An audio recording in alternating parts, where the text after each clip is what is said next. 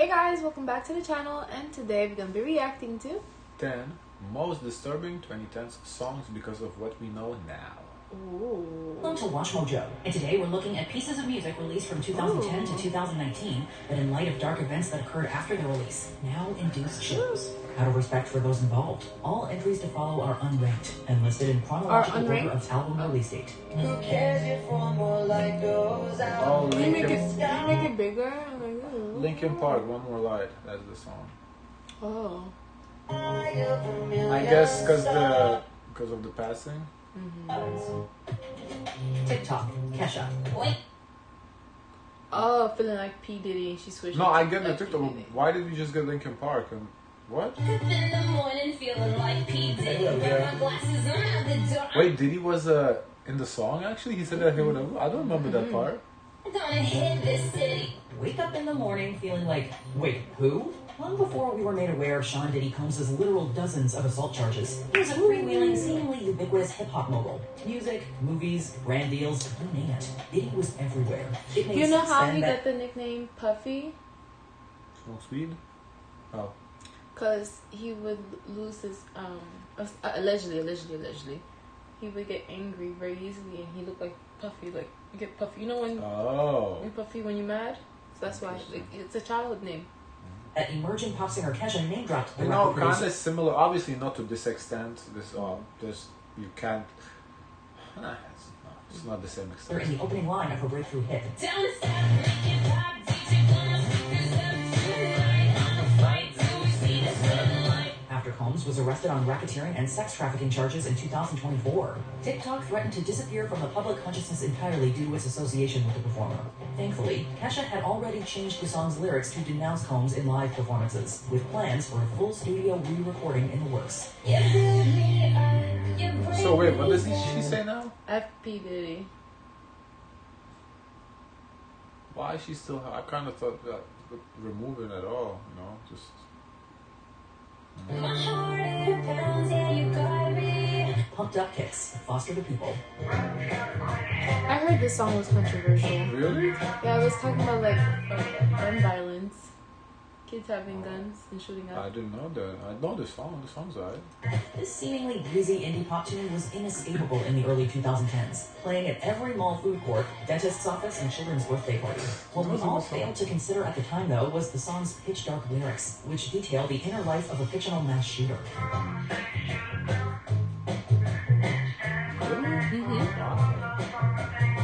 Lead And singer nobody songwriter caught that when the song was. I guess they caught that, but they They didn't ignored care? it. Yeah. Mark Foster has said that the song stemmed from his desire to raise awareness for gun control, expressing his feeling that, quote, mental illness among youth had skyrocketed in the last decade. With such violence and epidemic that has continued to plague the United States, Pumped Up Kicks remains an unfortunately timely anthem over a decade after its initial release. It does, because I never knew it has this association. So that is interesting. Yeah. Blurred Lines, Robin Thicke featuring Pharrell and T.I. Why is this controversial? You know? The most important statute. What, in you gay blur rights lines is in oral like hygiene. a relationship or something? Admittedly, Blurred Lines felt uncomfortable right from the start. Critics praised its funky, danceable sound, I courtesy know of featured artist that Pharrell. when he had performed this song with Miley, everyone was upset because they thought the performance was inappropriate. That's what I know the controversy is around that. Williams, but they condemned the song for its ambiguous stance on the necessity of consent in intimate encounters, despite being pop veteran Thicke's mainstream breakthrough and reaching Oh, number that's what the balloons were Oh. letting out. Okay, interesting. one on the Billboard Hot 100. The song faced significant backlash.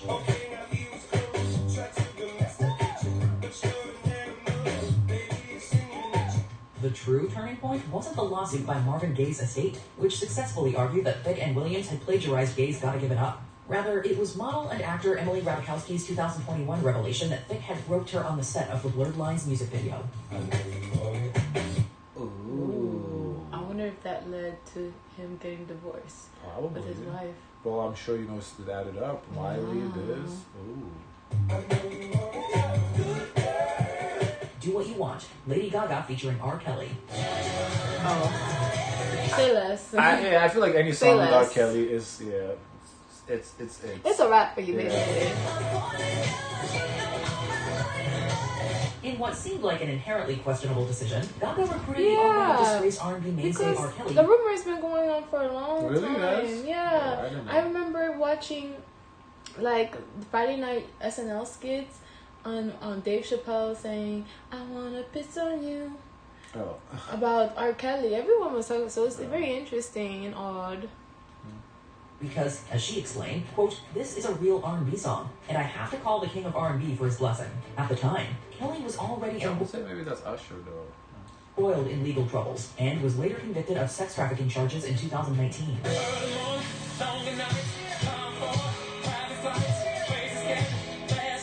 It's more than a little cringeworthy to hear him singing about doing whatever he wants with someone's body. After the release of Surviving R. Kelly, Gaga publicly apologized for collaborating with him. His situation is kind of like Diddy's, isn't it? Yeah. And replaced his version of the song on streaming services with a remix featuring Christina Aguilera.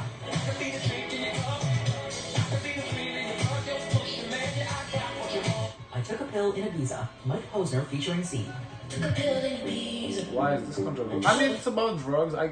Because it's straightforward, you know. It's kind of about partying, taking drugs, but He got shelved right after. On the face of it, there doesn't seem to be anything particularly disturbing about maybe because to show Avicii was, excuse me, no, to show Avicii was cool because, you know, afterwards Avicii overdosed, so he already kind of showed that Avicii had a drug problem. Maybe that's why. than the hitmaker's tropical house banger. However, like Pumped Up Kicks, listen a little closer to the song's vulnerable lyrics and you'll find a raw, heartbreaking indictment of fame. Posner laments the hollow nature of what it means to be a celebrity and just how false and fleeting Hollywood success can be. That's what I Took a Pill in Ibiza is about. So I'm just a singer who already blew a shot. I get along with old timers because my name's a reminder of a pop song people forgot. Somehow, that is not even the most disturbing part. That would be the fact that name-dropped Avicii would take his own life in 2018. Knowing that turns a dance floor anthem into an uneasy tribute to the Swedish DJ, who had reportedly struggled with mental illness and substance use disorder for years. Point being, he never cared, unlike almost everybody in the music industry, he never cared if I was number one or number a million. Blackstar, David Bowie. I don't know what he's talking about there, but I don't know this song. Something happened on the day he died. He's like a classic star. Leave it to David Bowie to do everything with a tantalizing dash of mystery, even his own death. Bowie released the Blackstar album on January 8, 2016, preceded by its title track and Lazarus as singles. Little did the public know about his valiant battle with liver cancer, which would claim his life on January 10th, nearly 2 days after the album's debut. How many times does an angel fall?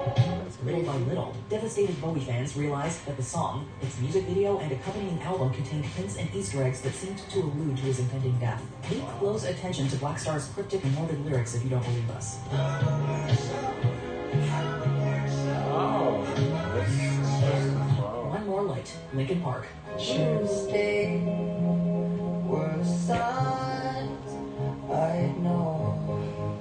It's unlikely that fans of new metal stalwarts Linkin Park were at all surprised to hear them experimenting with new genres of music on their One More Light album. That said, one song that might have caught them off guard was the record's title track, an uncharacteristically mellow, affecting ballad that finds frontman Chester Bennington expressing solidarity with those suffering privately. Who cares if one more light goes out in the sky of a million stars?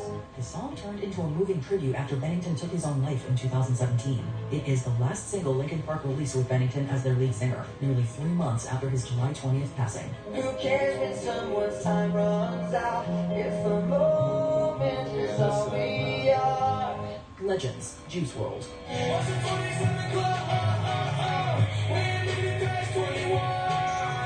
Almost everything about this emo rap. Looking for something delicious and affordable? Enjoy Kellogg's cereal with milk and fruit What for happened less to than emo rap? Is $1. it still around? Because it seems like it was a phase in rap. It was like we had mumble rap, emo rap, and Classic could send a they all chill down kind your of went spine. Juice WRLD, born Jared Higgins, was just 21 at the time of his death, the result of a December 2019 oxycodone and codeine overdose. Looking back, it's clear that the Chicago native had a certain preoccupation with death and dying. In some ways, the concept permeated nearly every song the rapper wrote. He did, because when we reacted to his freestyles, he kind of talks about it a lot. Like, a lot.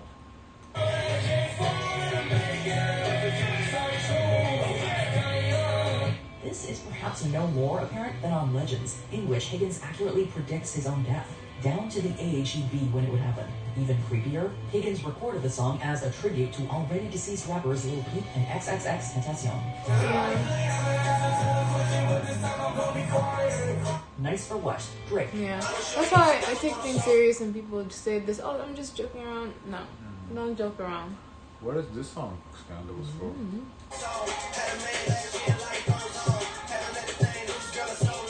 Canadian rapper Aubrey Drake Graham has consistently maintained a reputation as hip-hop's resident lover boy, incorporating once unconventional themes into his music. These included highly vulnerable accounts of his experiences with women. It was this reputation, though, that served as fodder for his fellow rapper Kendrick Lamar, who engaged in a widely publicized beef with Drake in early 2024. Why you feeling like a bitch? Ain't you tired? Trying to strike a chord.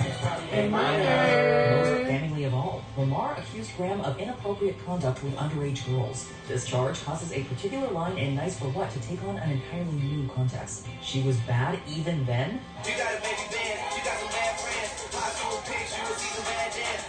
High school pic, she was even Oh bad. no, I don't think that. It's saying like some girls are now just pretty and there's girls that always been pretty. Yeah, that she looked good in high school. Yeah, I don't think that. Nah, that's a reach. Outrage! She was even bad then. It's not like she's underage now, but he recognized, oh, she always had her beauty. Okay. You think it's us? Before we... You have a point. I'm not gonna. I think your point is valid. I took it a little differently, but I How think you took it? I feel like it's a little weird for a grown man, 30-year-old man, to look at someone's 16-year-old picture. Oh, she bad. Like that's just a little weird. I don't imagine myself doing that. But in your context, that if I look like at your pictures and I say, Yeah, "Oh, you were bad," because that it's not weird for me to say No. because we together. But if like for a stranger, to like I guess It would be weird if it's a stranger and they don't have a relationship. It matters like the that. relationship. If they're together now, or if they were even dating, or if they had a relationship together and then they has grown, and he says that about that person, then it's not weird. But if it's a stranger, then it's weird. It would be creepy if it was like your dad's friend looking at his daughter's photos when she was young to say, "Oh, you were really pretty then." That is weird. Yeah. Was this To commercial? continue, be sure for occasional video. Ain't getting wrong, no switches. I was locked up on Christmas. On its own, Murder on My Mind serves as a catchy, if painfully dark meditation on inner-city gang violence. Melly spins a descriptive first-person tale about what it means to take a life. While this was mere fiction at the time of its writing in 2016, Murder on My Mind was subject to renewed attention when its performer was charged with double homicide in February 2019. And everybody acting suspicious. Might probably say that I'm tripping. When I'm all alone in my jail cell, I tend to get in my feelings. Posting to his official Instagram account shortly after turning himself in, Melly reassured fans that, quote, "Unfortunately, a lot of rumors and lies are being said, but no worries, God is with me and my brother." The Florida native, whose first trial ended with a deadlocked jury, is set to be tried again in September 2025. Got my Ooh, that's a long time. because every time I wake up in the Never mind, just use free for now. Oh, really? They don't have him in jail? I don't know. I mean, if not being tried, why would they give him? I don't know. A good 2010 song is hard for you to listen to nowadays. Interesting video. Yeah, some of the stuff most of the stuff I didn't know. The only one I think I knew was like Kesha. The Diddy, that was, I guess Linkin Park was we kind of could have concluded that one. It was an interesting video. Yeah. Guys, of course, let us know your thoughts. Don't forget to like, comment, and subscribe. Join the Discord. And as always, share as much kindness as possible.